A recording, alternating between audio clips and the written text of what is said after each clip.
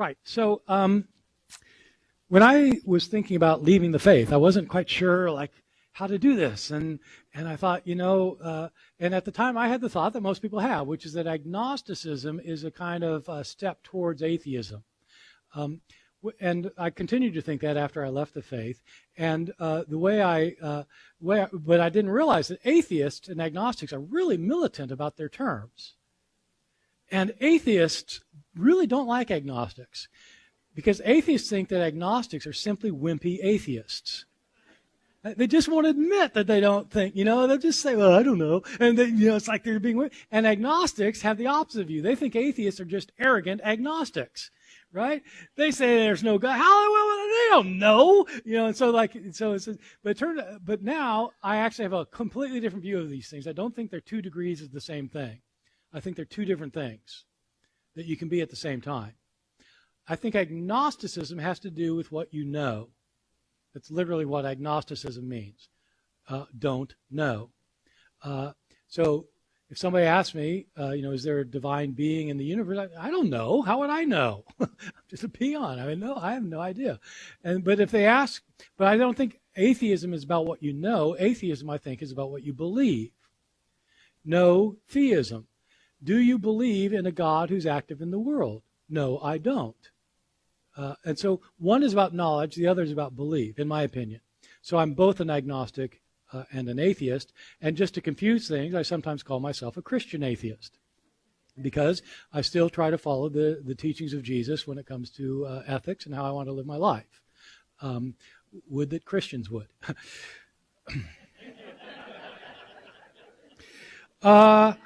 One other thing I want to say, I'm going to have to hurry through this lecture because I thought I was going to have an hour and a half. I only have an hour, and I want to leave time for questions, which are more important than the stuff I'm going to do. So I'll get through this. I'll get the Constantine stuff in, but I'm going to hurry. But before I do that, I want to say something that some of you know about, which has to do with my blog.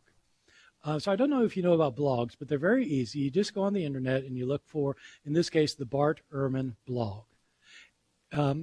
I post 5 days of the week on this blog. In other words, I submit a post, I publish a post that's about 1,200 words long every day, 5 days a week, dealing with everything having to do with Jesus, the New Testament, the writings of Paul, how we got these books, why we didn't get other books, the books that didn't make it into the New Testament, the early persecutions of Christians, women in early Christianity, Jews and Christians, everything from Jesus to Constantine. I do this 5 times a week. I've done it for 7 years solid without missing a week. And so you can get all sorts of different, and people ask questions. I get 40 or 50 comments on every one of my posts. I respond to all of them that require a response. I answer questions. Every question that comes to me, I answer. And so this is a really important resource, a great resource for people who are interested in this stuff. The only catch is you've got to pay to join. It costs $24.95 for a year membership, but I don't keep any of the money. I pay for the blog myself, and I take all of the money and donate it to charity. And so all of the money goes to charities dealing with those in need, principally the hungry and homeless. This last year, my fiscal year ended last week. My artificial fiscal year that I've created for myself, my 7th year. Last year, we raised $159,000. So it's turning into significant money, and it's growing all the time. And it will grow more if, you pretend you're a pagan converting to Christianity and, see the light and join the blog. So, right. Okay. So, so that's the blog. So, please think about joining. I know some people here are members. Constantine. Right. I'm going to dispel 2 myths about Constantine. The first, I'm going to say lots of things about Constantine, but the first is the myth that everybody seems to think, which is that Constantine made Christianity the official religion of the Roman Empire. He did not. Constantine did not do that.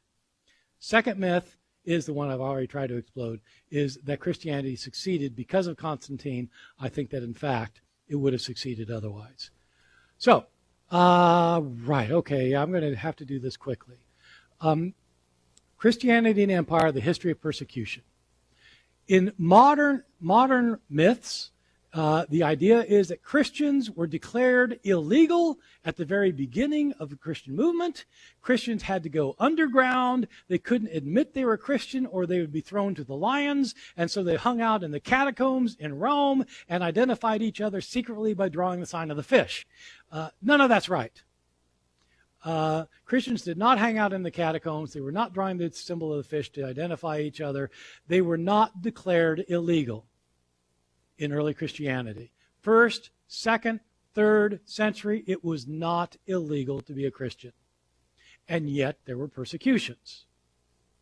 The ancient Roman Empire did not have massive federal law the way we have federal law, where we've got all sorts of laws about all sorts of things, criminal laws. The ancient Roman Empire didn't have a lot of criminal law. It had a lot of civil law, where people would, there are all sorts of laws about marriage contracts and divorces and land and inheritance and all sorts of stuff like that, but not very much criminal law. Throughout the empire, the different regions were ruled by aristocrats, either a Roman aristocrat who was sent to rule the place as a governor, or a local aristocrat who was appointed to be the ruler, the king, in the local area. These local rulers had almost a free hand when it came to adjudicating criminal cases. If they thought somebody was a problem, they could punish them. Pontius Pilate was perfectly in his right to have Jesus crucified if he thought he was a troublemaker. He didn't need a jury, didn't need approval, didn't need to ask Rome about it. He just did it. That's what he was there for. Sometimes they did that against Christians. The modern myths, it wasn't like that. It wasn't massive persecution everywhere all the time with thousands and thousands and thousands being killed, but the actual facts are bad enough. In the New Testament, people who believe in Jesus are often opposed by those who don't. Especially early on, Jews in the synagogue take offense by the Jews who start saying that Jesus is the Messiah, for reasons I laid out earlier. The Messiah was going to be nothing like Jesus, and if you say that's God's Messiah, that's a blasphemy against God, because surely he can do better than that. The first time we actually get an emperor involved with the persecution was in the year 64 with the Emperor Nero. Some of you know about this persecution, but again, it's widely misunderstood. Our best information about it comes not from a Christian author, but from a Roman author, Tacitus, writing in the year 115. So about 50 years after Nero, Tacitus is writing an account of Nero's reign, and he points out that when Nero was in office in Rome, there was the major fire that burned down a good chunk of the Roman city. People were burned out of house and home. Just a massive, like a fourth of the city burned to the ground. People were upset.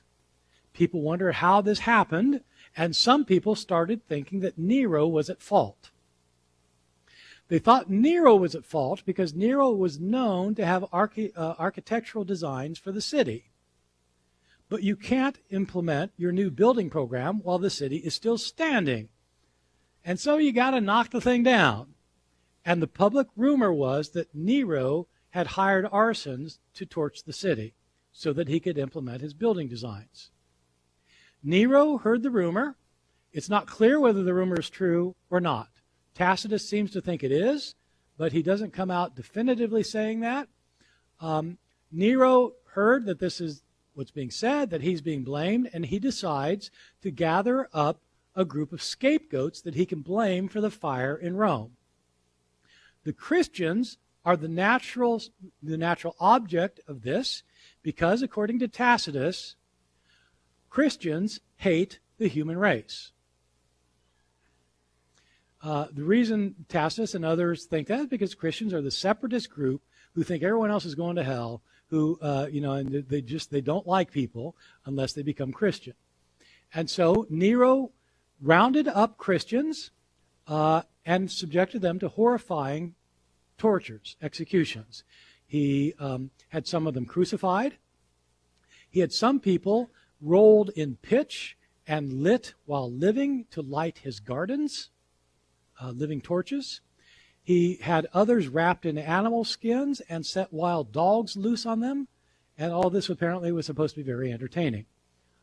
Christians remember to this. This was the persecution of Nero. A couple things to say about it. It's not because Christianity was illegal. It's because they hated them. And you can persecute people who are a problem if Christians are a problem. Second, they were not killed for being Christian. They were killed for committing arson.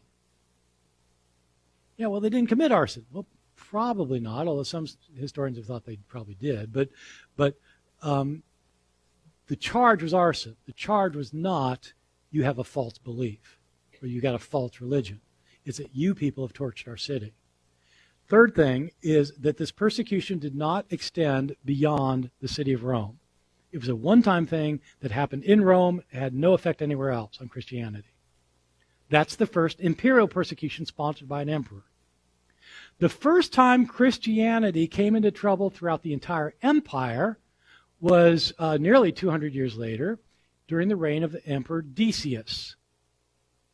Decius was living at a very troubled time in the Roman Empire. Sometimes the middle of the 3rd century in Roman history is called the crisis of the 3rd century. There were 2 breakaway states. There had been civil wars on both east and west, and 2 parts of the empire split off to form their own kingdoms. The barbarians were coming in from the north. There were earthquakes and famines and epidemics, and the imperial household was a mess, with emperor after emperor after emperor being assassinated, sometimes without being in office for more than a few weeks. And so it was an ugly time. Decius thought that the problem, or part of the problem, was that the gods are unhappy and they need to be placated. And so he wanted the entire empire to placate the gods. How do you placate the gods? You give them offerings. And so Decius had passed a law that everybody had to perform a sacrifice to the gods.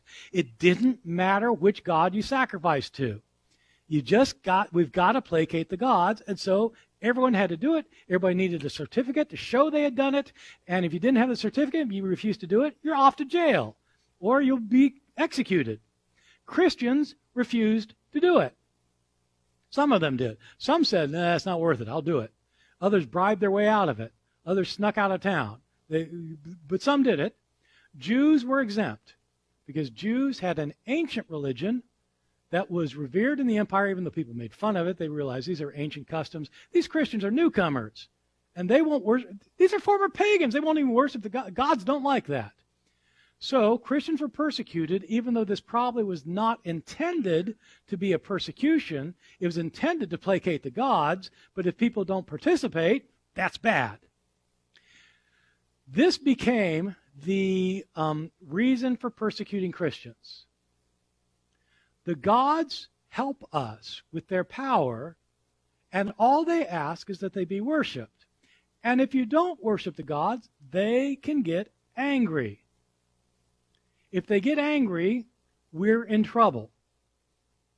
Throughout this period, when Christians were persecuted in this place or that place, in this city, that, it's almost always because pagans thought the gods are upset with us. We've done something wrong. Why is that? We're not worshiping them properly. Well, we are, though. We're doing the same thing always. Well, these damn Christians over here aren't, and they're in our midst. We need to get rid of them. And that's why you start getting persecutions throughout this period. Right now, I'm just talking about some of the emperors.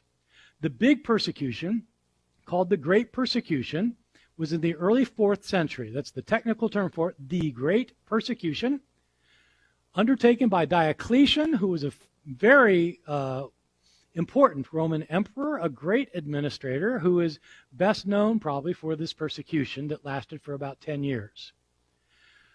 He felt pressure because Christians were multiplying. There were people who were opposed to the Christians, including most of the people in the Roman Senate, and he decided they had to take action against the Christians. He passed 4 decrees in the course of a year that basically made it illegal for Christians to meet, ordered the scriptures to be rounded up and burned, imprisoned all the Christian clergy, and eventually required all Christians to sacrifice on pain of death. This persecution was pursued more rigorously in some parts of the empire than in others. The empire was not like the United States, where we've got ways of implementing national law and enforcing national law. They had no way of enforcing laws throughout the empire. There wasn't an army stationed everywhere. There wasn't a police force. There wasn't, and so what would happen is you'd pass a law, then you'd send to the city and tell the governor, okay, you need to do this because this is our law, and that city. And some did it and some didn't. And in the western part of the empire, this was not heavily enforced, but there were people who were rounded up, imprisoned, and executed. Maybe there weren't tens of thousands, but there might have been hundreds throughout the empire. This was the great persecution, and the reason it matters for Constantine is because Constantine was in the government at the time, in the Roman government at the time, and it was during this persecution that he converted. It was during the great persecution that Constantine converted. Throughout this entire history of persecution, most of the persecution was local. It wasn't sponsored at the federal level. It was just local cities and towns who were upset with the Christians would go after them sometimes. And Christians who didn't like that they pled for tolerance. Look, you can have your religion, we'll have our religion. This is the first time in recorded history that I know of that anybody pled for religious tolerance. When the Christians said, you need to tolerate us. The Christians pled for tolerance. And I think it's the first time until the Enlightenment, until things like our Constitution, where you start getting any kind of legal, official separation of church and state. Christians were arguing we needed separation of church and state. And that idea was around for a couple centuries until Christians took over the government, and then they no longer argued that, as we'll see. The Emperor Constantine. We don't know much about his early life. We know a good bit about his later life. He passed laws, and we still have his laws, and so we can see what they tell us. He has writings. We have his own writings, a few of them. We can read those. And we have a biography about him written by somebody who knew him, who was a Christian, Eusebius, the father of church history, 4th century church historian who wrote an entire biography on Constantine, and he knew him. So, and we have other sources from the time. So we were pretty well informed about his later life, not much about his early life. He appears to have been born around 273 CE, about 273 CE. His early life, he was raised pagan. He was born in the Balkans. He was raised a pagan, worshipped the Roman gods, worshipped his local gods, worshipped the army gods. He was big in the army. His father was a big shot in the army. In the year 293, so when Constantine was 20 years old, the Emperor Diocletian had a new idea about how to run the Roman Empire. This actually will feed into what I want to talk about with Constantine's conversion. The empire was huge. It went from Britain to Palestine and further east into Iran and Iraq. It covered all of what's now Europe, the southern part of Europe touching the Mediterranean, the North Africa, Egypt. The lands around the Mediterranean is huge. One person couldn't rule it. Diocletian developed a policy where there would be 4 rulers of the empire, 4 emperors. They weren't like emperors over different parts, although they were located in different parts. The 4 of them cooperated together. There'd be 2 seniors and 2 juniors.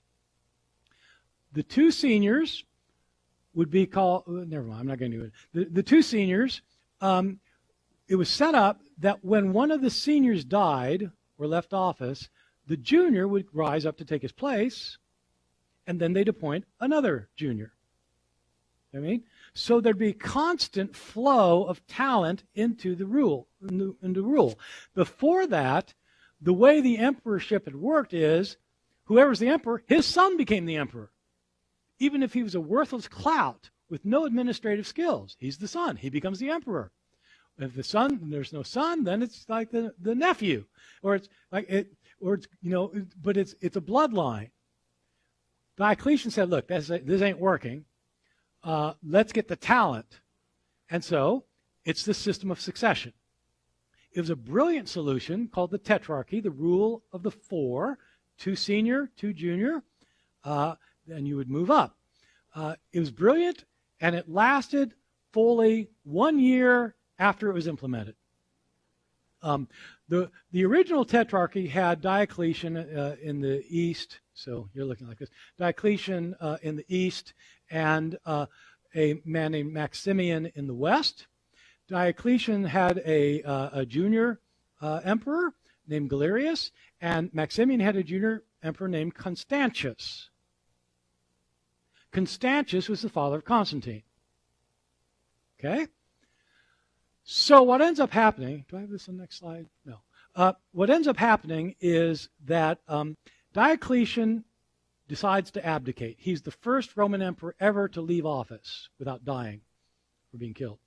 And he takes his other senior person with him, convinces them both to leave in the year 305. The 2 juniors rise up. And so Constantius becomes the emperor, and they each get juniors. A year later, Constantius dies.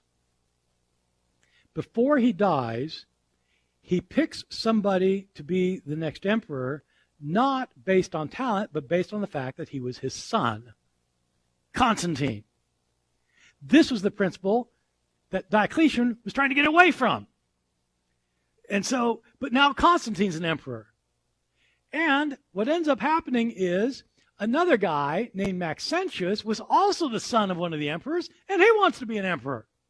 And so he takes over Rome. And he has the Senate declare him an emperor. So now there are 5 emperors. And not only that, but he brings his father out of retirement, Maximian, so now there are 6 emperors. Like, this whole thing's a mess. But everybody agrees that Maxentius is a usurper and has to be taken out because he hasn't followed the rules. He possesses Rome and North Africa. There are civil wars that take place. One emperor comes in to try and drive him out, loses the battle. Another emperor comes in to take him out in Rome, loses the battle. Finally, after about 6 years, Constantine decides to give his go at it, and it's during this battle that he claims he converted. It's during the battle for Rome that he claims he converted. The famous battle at the Milvian Bridge, the year 312. Constantine is en route to take Rome. He's up in the western part of the empire. He has to cross the Alps with his army. He comes down to the south and marches through Italy. Maxentius realizes that he's coming, and Maxentius makes a very smart decision and a very stupid one. The smart decision, Maxentius decides to destroy all the bridges with access to Rome to make it hard for the army to get across. He does that. Then he decides he wants to have a bridge to get over to meet them in the open field. Bad idea. And so he builds a pontoon bridge next to what was the Milvian Bridge across the Tiber. Troop goes across, confront Constantine's army in battle. They get slaughtered. They try to rush back across the pontoon bridge. Pontoon bridge breaks and sinks, and Maxentius drowns. Constantine wins. Takes over Rome, takes over North Africa, and eventually takes over the Roman Empire. Constantine claims that prior to this battle is when he saw the light and became a Christian. So Constantine's conversion, which he actually put a date on, he dated it to October 28, 312. I mean, he didn't use October 28 because they didn't use our calendar. But if you translate the Roman calendar into our calendar, it was October 28, 312. We have 3 accounts of Constantine's conversion. We have 3 accounts. Most people have heard kind of a variation of one or the other or smashed them all together. The 3 accounts we have are all written at the time of his life by people who knew him, who said they got his information from him. That's good. Boy, you don't get that kind of source for the ancient world. 3 independent accounts that all claimed they got their information from the man himself. The problem is the 3 accounts are not easily reconciled. So, first account. In the year 310, there is a pagan orator, a pagan speaker, who has met up with Constantine, and after Constantine had a battle, and writes a panegyric. A panegyric is a speech that praises the person you're talking about, and tries to demonstrate that this person is the greatest human being that the universe has ever seen. And so these are very flattering speeches, these panegyrics. This guy writes a panegyric for Constantine after Constantine won a battle, and he indicates that Constantine had won a battle and he wanted to go worship at a temple of Apollo in what is now France. And while he was in there, Apollo appeared to him as the sun god. Apollo, the god Apollo, was associated with the sun. There was a sun god that was worshipped in the Roman Empire called Sol Invictus, the unconquered sun. What's the most powerful force in our world? What's the sun? It's far more powerful than anything else. The sun is the great god. It's the unconquered god, and it's associated with Apollo. Based on this vision, we're told that Constantine devoted his life to Sol Invictus. In other words, he gave up his worship of the many gods to worship one God. Okay? According to that panegyric. Years later, nearly 30 years later, I mentioned that Eusebius wrote a biography, The Life of Constantine. This is our most important source for Constantine's conversion. Eusebius indicates that Constantine was marching on Rome to battle Maxentius, and he was worried about this battle because these 2 other emperors tried it, and they got beat. And Constantine's thinking, the way that you win a battle is if God is on your side, or if the gods are on your side. And these other emperors who tried this, they worshiped the gods. That didn't work. This polytheistic option thing isn't working very well for the battle for Rome. I'm going to become, according to Eusebius, I'm going to worship only the one true God. But he didn't know who it was. So he doesn't know about the panegyric. Eusebius doesn't know anything about this panegyric business. So he's just telling the story as Constantine told it to him. Constantine, he says, prayed to God, not knowing who it was, asking him to reveal himself to him, and then he and his entire army had a vision.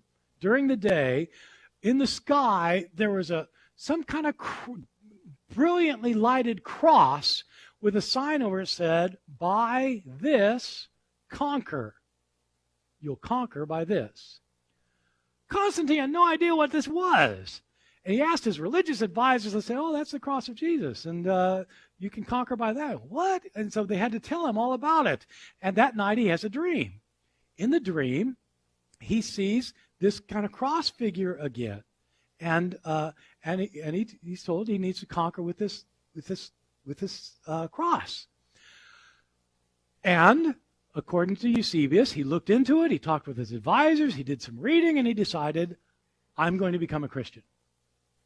And he had a copy of the cross made according to instruction, which was a cross, a pole with a crossbeam with the emblem on top that had 2 letters on it: the Greek chi, which looks like a X, and the Greek rho, which looks like a capital P. Chi rho are the first 2 letters of Christ's name. According to Eusebius, Constantine had that cross carried into battle, and that's why he beat Maxentius. And after that, he was convinced. The power of God. Third account.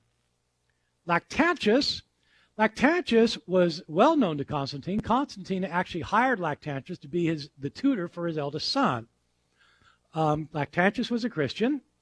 Lactantius wrote a book in 315, so just 3 years after the event, that said the night before the battle, Constantine was told that his soldiers were supposed to draw the chi rho, the symbol of the cross, on their shields. they did it, and they won the battle, and so Constantine converted. 3 different accounts. Various scholars have various ways of explaining why you've got 3 accounts. I'll give you my short synthesis of what I think probably happened, which is this. I think in the year 312, Constantine probably did become a worshiper of Sol Invictus, one god, not many gods. I think in 312, in face of this battle, he either had another vision or he had a dream. That's something that convinced him. It did not convince him that he should worship Christ instead of Sol Invictus. It convinced him that Sol Invictus was, in fact, Christ. See the difference? The God he had been worshipping is now revealed to him as the Christian God. That's who Sol Invictus is. And so he converted. Big questions. Was that conversion genuine? People ask me this all the time. I used to say, I don't know. Now I am no longer an agnostic. I have seen the light. Was he, the 3 main arguments against, so this was an argument, the idea started in the 1850s. A scholar argued that Constantine wasn't really a Christian. He just thought that Christianity could help him unify his empire. And so he claimed to convert out of political reasons because it was useful. He saw where the empire was going. He decides to get on board and to use the church's unity as a way of establishing the empire's unity in an empire that was fragmented. And so it was all a political thing. It had nothing to do with his personal beliefs. That was the theory, started in 1853. Many people hear that. Maybe people agree with it. The argument for it, 3 main arguments. One is, after his alleged conversion, he continues to show Sol Invictus on his coins. When they mint coins, in the ancient world, if you mint a coin, you put something on a coin, that shows it's something that's important for people to know about. Why would you put a pagan god on your coins if you were really a committed Christian? Secondly, he certainly didn't behave as a Christian. He passed really harsh legislation against all sorts of immoral activities that he saw was immoral. People took a bribe, they were supposed to have their hands cut off. If a guardian was protecting a young girl and she got raped, the guardian was supposed to have molten lead poured down their throat. He has all of these. And he himself, he apparently ordered the execution of his eldest son and his wife. That's not Christian. Third, he didn't get baptized till he was on his deathbed 25 years later. If he was really a Christian, why didn't he get baptized? Those arguments have proved convincing to people over the years. They're no longer convincing to me, although I see the value of them. But pagan imagery, yes, he continued to portray Sol Invictus on his coins, but remember, Sol Invictus for him was the Christian God. It was the pagan version of the Christian God, and so it was the Christian God. So he's not really worshiping a pagan deity.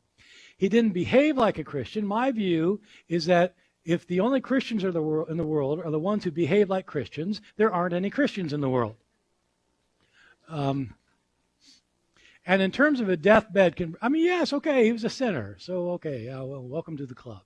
And he had an empire to rule. You can't rule an empire by following the dictates of the Sermon on the Mount. You won't last a week.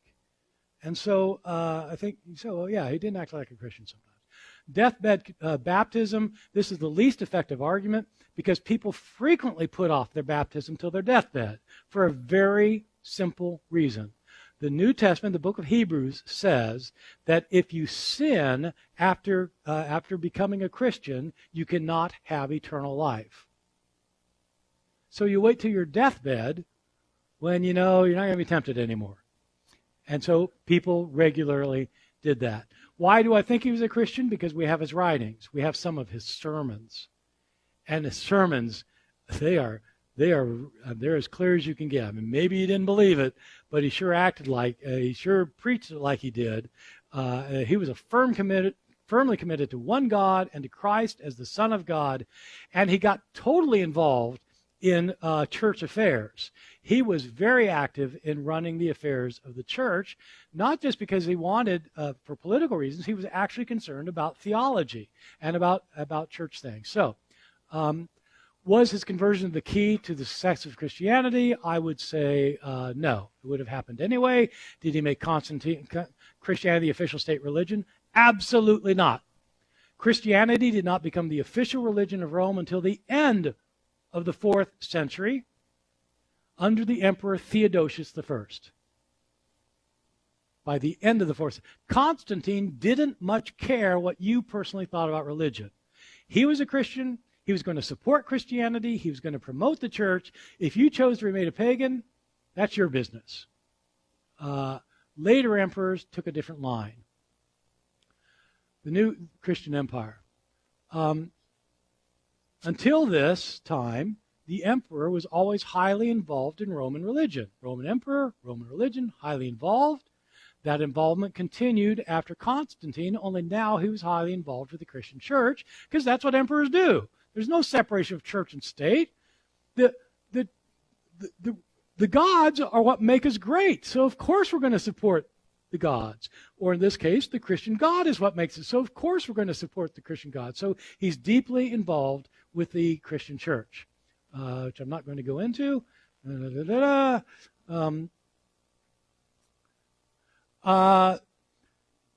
of the most important things Constantine did is he raised his children Christian.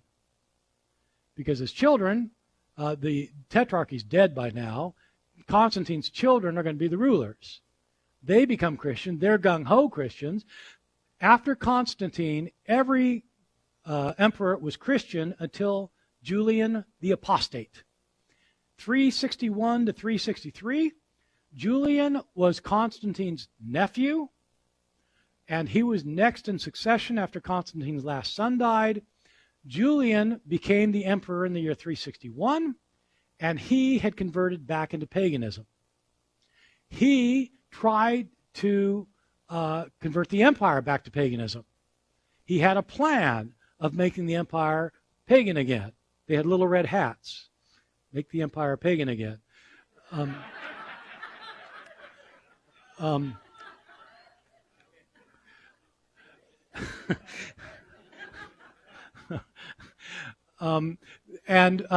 And he may well have done it, but he died after 19 months in office. He was only in office for 19 months. He died. The successor was Christian, and all the other emperors after that were Christian, down to Theodosius I. Theodosius I is notable for being a very gung-ho, very virulent Christian who tried to outlaw paganism. He made it illegal to perform pagan sacrifices to the gods. He shut down temples. In effect, he made Christianity the religion of state, and after that, it absolutely became the state religion, and pretty soon most people were Christian. The most startling part of the Christianization of the empire is how intolerant the Christians became after they had been pleading for tolerance when they were in the minority. Destructions of temples, destructions of artwork, destructions of literature. There weren't massive book burnings, but there were some. Somewhat more frustrating is that important pagan books simply were not copied over the centuries. Why weren't pagan? We know of thousands of pieces of literature that must have existed, of really important literature, plays and novels and essays and scientific treatises and religious treatises and all sorts of stuff gone. Why? Because in the Middle Ages, the people copying texts were almost exclusively Christian scribes. What books are they going to copy? They're going to copy their scriptures. They don't care that much about the writings of Plautus, the Roman playwright. They don't. Maybe now and then somebody will copy them, but basically they don't get copied, and so much then gets lost. The bold new world is Christianity takes over. Since it insists that it alone is right, it brings a new sense to the world at the time. A sense that there's one religion, not many. There's one way to God, not many ways to God. There is one truth, and we have it, and you need to subscribe to it, or you will roast forever. Was Christianity a triumph? My view, I think it's complicated. There's no way really to answer this. All of us are massively grateful for the Christian culture. We should be. If we're not, we should be. Not for everything about Christianity, but for the Christian culture, if nothing else. Without Christian culture, we wouldn't have the literature we have. As I said earlier, no Chaucer, no Milton, no Shakespeare. We wouldn't have the music we have. Bach, Mozart, Beethoven. We wouldn't have the artwork we have. Michelangelo, Leonardo. I mean, we wouldn't have. There would be other Michelangelos and Mozarts and Miltons. There would be others, but they'd be completely different. We owe a great deal to this culture that emerged, that developed through the Middle Ages down into the Renaissance and on. So all of us really should be grateful for that, I think. At the same time, we lost a lot. We lost culture, whether literature or art or music, philosophy. We lost all sorts of culture. And we lost this basic sense of tolerance for difference. We came to think that there's only one right way, and if people don't agree with us, they're wrong. It ended up being a culture of intolerance, and it's a culture that unfortunately that we have inherited today for many of us, both in religion and in social policy, and in ethical choice, and in politics. That, I think, is probably the most unfortunate inheritance from early Christianity's triumph over the Roman Empire. Thank you very much.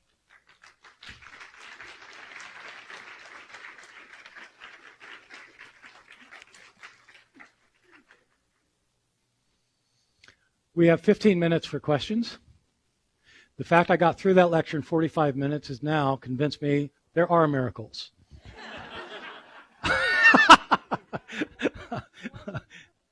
Bart, Yes. you didn't address at all any part of mysticism, which, as I understand from reading, was quite prevalent in some of the early church fathers, the desert fathers and mothers in the 4th century. Yeah. Where did that get lost? And do you see it in a comeback? Mysticism has always been a major part of the Christian tradition. There have been Christian mystics who have a very different kind of approach to the divine and to spirituality from the way the traditional church fathers did. The church fathers were more interested in having correct theology and preaching correct ethics, and mystics had more of a personal connection with the divine that continued on, of course, down through the Middle Ages, very famous mystics, down into the Reformation, down to today. I would say that in Christianity, the mystical tradition has never been the central factor in Christianity. It's always been an important factor that is always, mainly because of the numbers of people involved, is always more on the margins. Yeah.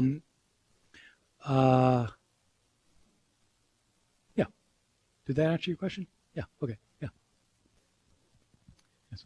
Based on your comment of atheism and agnostics, Yeah. would you please comment on the following? Einstein's theory of general relativity basically had a cosmological constant he added at the end, so to speak, so that there was not a beginning. Later in his life, he regretted that he added that to his general theory, because he said if there was a beginning, there had to be a beginner. Could you comment on that? I think one of the most important post-Einstein developments is scientists realizing that's not true. I mean, that's the I'm not an astrophysicist, but I mean, the whole point of the Big Bang is that you don't need somebody to do it. And so the current thinking is that, in fact, something can come out of nothing, which makes no sense to me, but I don't know how my toaster works. So, I mean, it doesn't make sense to me either. So, I know that is Einstein's, but now the people who are talking about the Big Bang don't think so. Stephen Hawking didn't think so. I don't understand. And Einstein himself, of course, realized that he couldn't reconcile quantum mechanics with any of this either.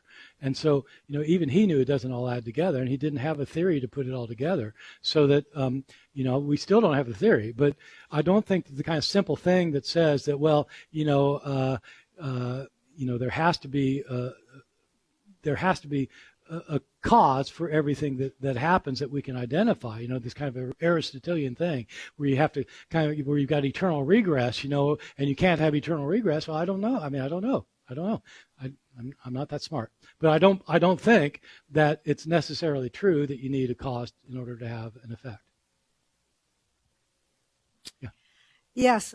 From the beginning, you talked about this whole presentation being about the Western world, and we're talking about really the Mediterranean. That's but right. I guess I always remind myself, there was China, and there were people in China believing in other things at that same time. In South America, the early American Indians, and in other parts of the world. So our view of Christianity is definitely from the West. But if we talk about, quote unquote, an ultimate truth, we need to remind ourselves there are various parts of the world population that had a very different view about religion or a belief in in God. I completely agree. And they had science.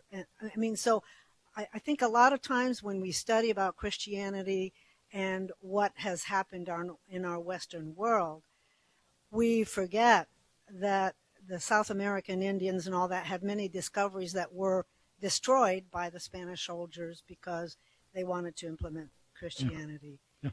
So I completely agree. I mean, I'm not saying this is the only important thing to talk about. It just happens to be the only thing I know about. Yeah.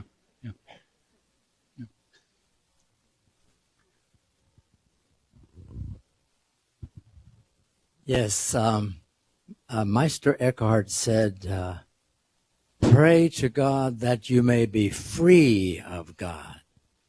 You have any comment on that? I think you and Bill Sailing need to have a nice long talk. Yeah, right. No, right. I mean, he's in the mystical tradition. Yeah. I would say that just from a historical point of view, that runs precisely counter to what the early Christians generally thought. And he's reacting to that. Obviously, he's reacting to something. What he's reacting to is the traditional Christian tradition. That because having God is the point, and having the right God is the point for almost all the ancient Christians we know about. So, yeah. Even the mystics, still, they thought they were making a direct connection with God. They weren't trying to. So they thought there really was a thing there, and that they were accessing it somehow. Yes. In 1,200 words or less, can you give me your explanation of the origin of the Trinity? Yeah. I can do it. In 3 words. It's a mystery. I wrote a book called "How Jesus Became God," and behind that book really was this kind of question. And so I'll give you the short version, which is that the early Christians, I think soon after Jesus' death, became convinced that he had been made into a divine being. The earliest Christian belief was that at his resurrection, Jesus was taken up into heaven, and like everybody else in the ancient world, they thought if somebody is taken up into heaven, they are made into a divine being. Romans thought that, Greeks thought that, Jews thought that. That's what people thought in the ancient world. So humans can become divine.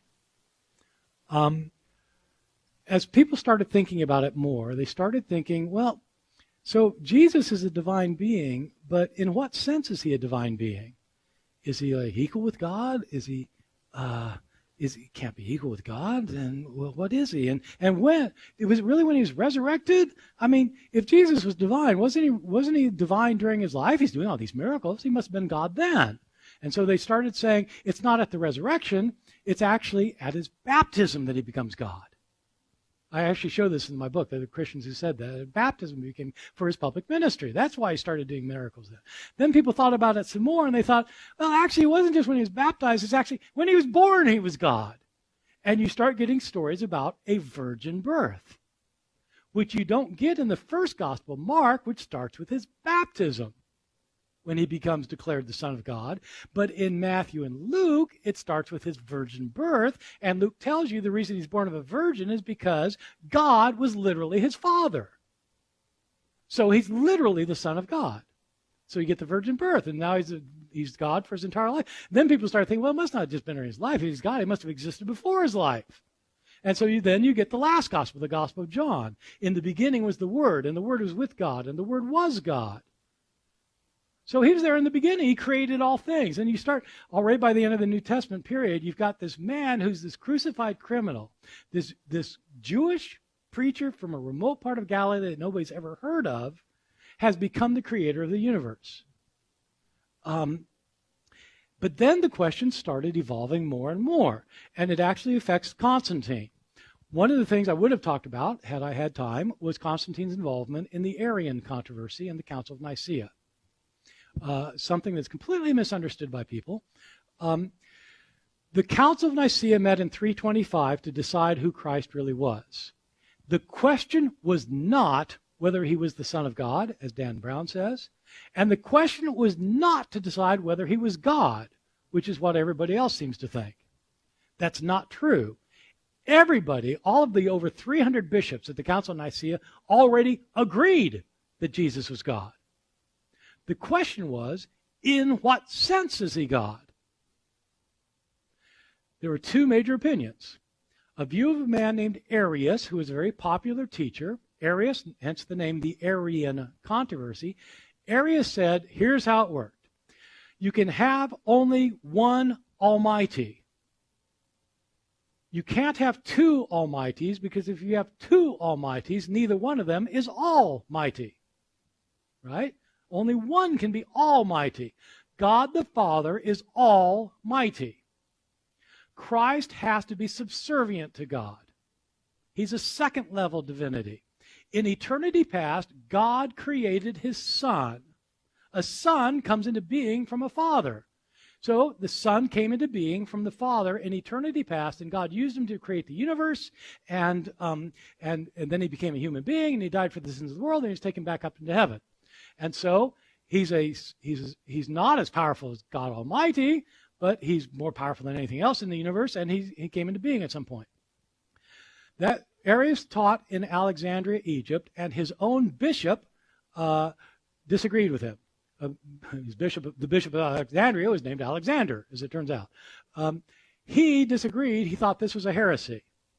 He said, no, Christ was equal with God. He wasn't subordinate to him. He has the same power. He's of the same essence. He's everything that God is, and he has always existed. There never was a time before which he did not exist. He's always existed. And and philosophers could come up with arguments for that. One philosophical argument is that if something is perfect, it cannot change. Because if it changes, it either gets better or worse. If it gets worse, then it's no longer perfect. If it gets better, then it wasn't perfect to begin with. So something perfect cannot change, which means God cannot become something he wasn't before, because that would be a change, which means God cannot become a father. That means he always had to be the Father, which means the Son always existed. See, they have these arguments. This is what theologians sit around and argue about. So you have these two arguments at the Council of Nicaea. Two arguments. It was splitting the Christian church. People were they were fighting, literally fighting over this issue. And so Constantine called the Council of Nicaea in the year 325 to resolve this issue. They debated it. It wasn't a close vote. Alexander won, Arius lost by a massive vote. And so that became the official doctrine, that Christ is equal with God. Then people pointed out that, in the New Testament, you have the Spirit. Jesus says, the Spirit is going to come after me, another comforter, and he's to take my place. And the Spirit of God shows up already in Genesis. The Spirit of God is hovering over the water in Genesis creation. You've got the Spirit all throughout the Bible. He's equal with Jesus. Jesus is equal with God. The Spirit has to be equal with God. So now you've got three beings that are all equal. But they wanted to insist that they were monotheists. There's only one God. No, you got three gods. We don't have three gods. We have one God. You said you got Father, Son, and Holy Spirit. They're all equal. Yeah, they're all equal. Well, they're three different people. Yes, they're different. But there's only one God. So you've got three persons and one God. The reason I said that's a mystery is because in the official way of phrasing this, if you think you understand it, you don't understand it. It's a mystery. And so that's where it came from. It started out with the beliefs in Jesus' divinity, adding on the Spirit. You got to have three, but you can only have one because we're monotheists. Yes, I have time for one more, it looks like. Yeah. I'm going to stand, and I'm going to put my mouth up so everybody can hear me because I have trouble hearing. I'm an Episcopalian, cradle Episcopalian. After a long journey, I went through everything you went through, came back to the Episcopal Church, and we are a weird combination of, I won't say fundamentalism, but a weird combination of, having a creed that we say we believe this and this and this. Of course, everybody's free to disagree. But we are also, we have that mystic side, that spiritual side that we sometimes tap into as Episcopalians, Yeah. And my question for you is a personal one, and feel free not to answer. But you know how Constantine said he had a vision? And I know you said the three different stories. But I think the most popular one is the one that he saw the cross in the sky. Yeah. And I guess I was wondering, when you were first a Christian or had gotten involved, or it was all zeal and fresh, did you ever have a vision yourself? Right. Yeah, no, it's a great question. So did I ever have a vision? I had lots of spiritual experiences, many of them mystical. I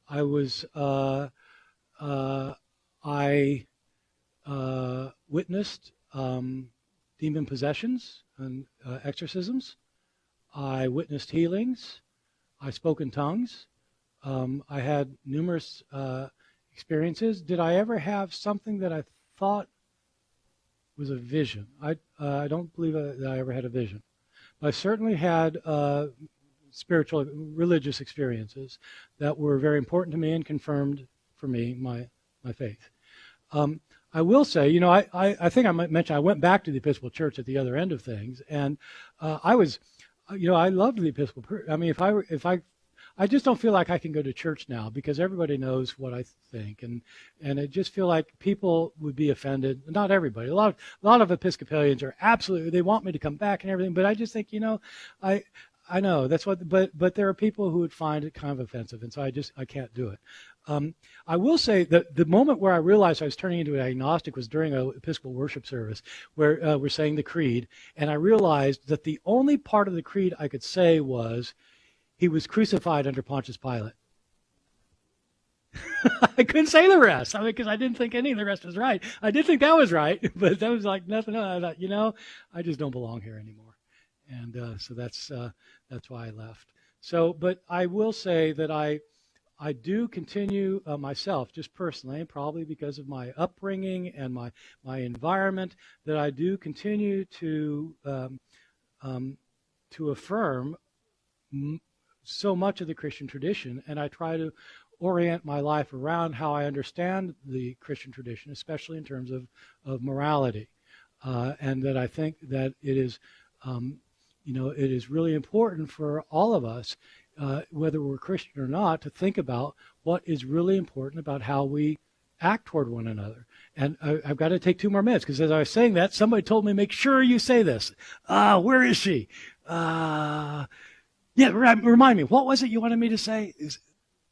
What do I believe? Right. She wanted me to. What do I believe? So, I don't believe in any supernatural powers. I don't believe there's anything beyond us. I don't think so. As I said, I'm a complete materialist. In other words, I think we're here by matter, time, and chance. Where'd the matter come from? I don't know. The Big Bang. Where'd the Big Bang come? I don't know, and neither do you. But I mean, it's like we don't know. We don't know. When I was thinking about leaving Christianity, realizing I didn't believe it anymore, I really thought that I